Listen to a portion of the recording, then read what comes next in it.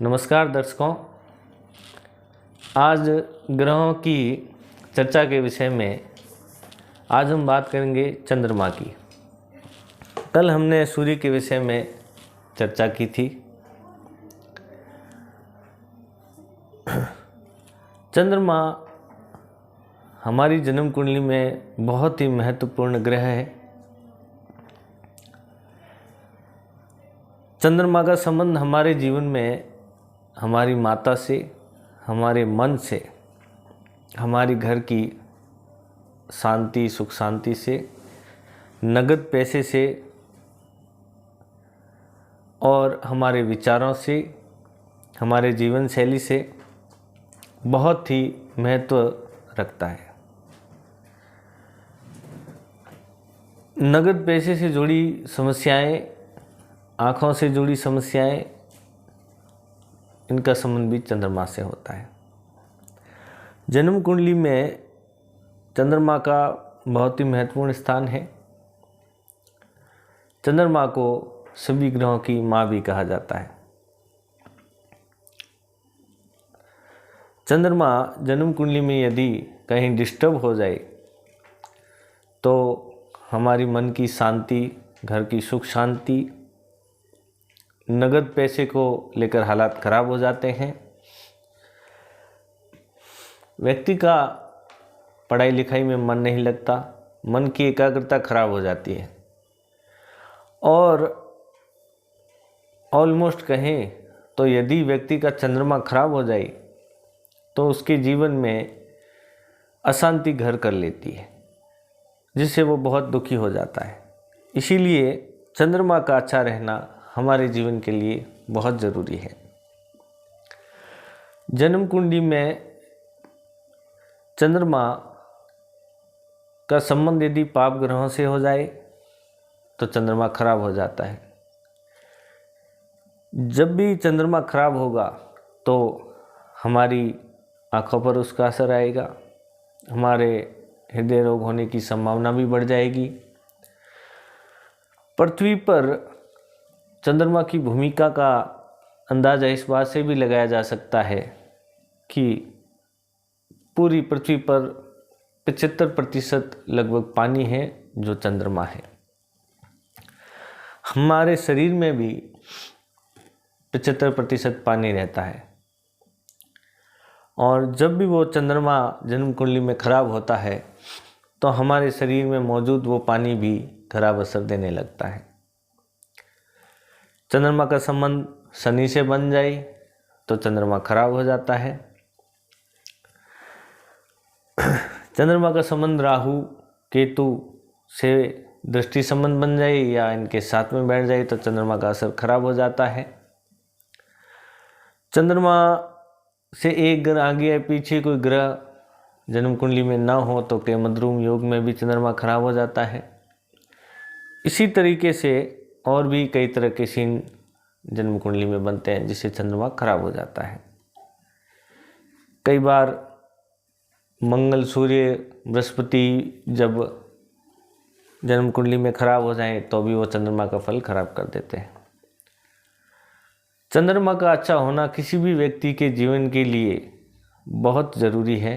उसके चाहे हम व्यापार में जाएं, चाहे घर गृहस्थी में रहें, चाहे हम अकेले रहें या किसी के साथ रहें, कोई भी परिस्थिति ऐसी नहीं है जिससे चंद्रमा अछूता रहता हो।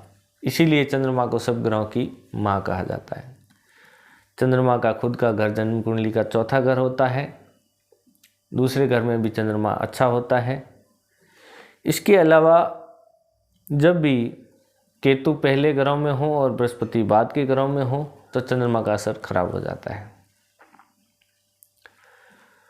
यदि किसी जातक की जन्म कुंडली में चंद्रमा खराब हो जाए तो और भी कई तरह की हृदय से संबंधित बीमारियां हो सकती है। उसके घर में नगद पैसे की कमी रह सकती है। उसका मन, एकाग्रता सब खराब हो सकती है। उसका स्वभाव खराब हो जाता है। व्यक्ति गुस्सैल स्वभाव का हो जाता है और ऑलमोस्ट कहें तो उसका पूरा जीवन ही बुरी तरह से प्रभावित हो जाता है। चंद्रमा को अच्छा रखने के लिए अगर उपायों की चर्चा की जाए तो इस संबंध में हमारे वैदिक काल से हमारे ऋषि मुनियों ने बहुत अच्छे उपाय हमें सुझाए हैं। सबसे बड़ा जो उपाय होता है चंद्रमा का, वो होता है माता की सेवा। हमारी जन्म देने वाली माँ, हमारे घर में जो भी वृद्ध स्त्रियां रहती हैं, उनकी सेवा करना इस चंद्रमा को अच्छा करने का सबसे अच्छा उपाय है। किसी भी जातक की जन्म कुंडली में अगर चंद्रमा खराब हो रहा हो तो वो माता और माता समान स्त्रियों का आशीर्वाद लेकर के अपने चंद्रमा को अच्छा कर सकता है। इसके अतिरिक्त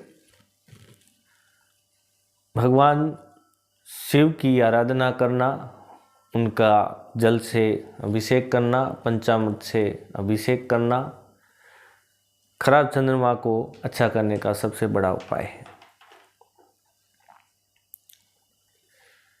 हमारे यहाँ पुरातन काल से हमारे ऋषि परंपरा में जब भी हम मंदिर जाते हैं तो मिठाई के रूप में हम मिश्री, पतासे वगैरह जो मंदिर में चढ़ाते हैं, उससे भी हमारा चंद्रमा अच्छा होता है। और विशेष परिस्थितियों में ओम नमः शिवाय का जाप करना, ध्यान योग का अभ्यास करने से भी चंद्रमा अच्छा होता है। जब भी चंद्रमा जन्म कुंडली में डिस्टर्ब हो जाए, व्यक्ति का मन खराब हो जाए, उसके विचार खराब हो रहे हों, तो समझ लेना चाहिए चंद्रमा खराब हो रहा है। उस समय हमें अपने बृहस्पति को अच्छा करके, बृहस्पति की सहायता से चंद्रमा को अच्छा करना चाहिए, जिसके लिए योग प्राणायाम बहुत ही उत्तम उपाय है। ध्यान लगाना चाहिए और शिव जी भगवान का अभिषेक पंचामृत से, दूध से, जल से नित्य करना चाहिए। हमारी वैदिक परंपरा में चंद्रमा को अच्छा करने का बहुत ही अच्छा उपाय जो हमारे ऋषि मुनि परंपरा से करते आए हैं। जहां आज के युग में लोग शॉर्टकट से बड़े बड़े उपायों के जरिए चंद्रमा को ठीक करना चाहते हैं, तो मैं उन लोगों से यही कहूँगा कि शिव जी का अभिषेक चंद्रमा को उपाय करने का निश्चित ही सबसे बड़ा और अच्छा उपाय है। और अपनी माता का आशीर्वाद लेकर हम जब भी कहीं काम पर निकलें तो चंद्रमा हमारा अच्छा होता है। इसके अतिरिक्त काले और नीले रंगों का प्रयोग जिस भी व्यक्ति का चंद्रमा खराब हो उसको कम करना चाहिए। तो मित्रों, आज चंद्रमा के बारे में हमने जो चर्चा की है, अगर आपको पसंद आई हो तो लाइक, कमेंट और शेयर करें। धन्यवाद।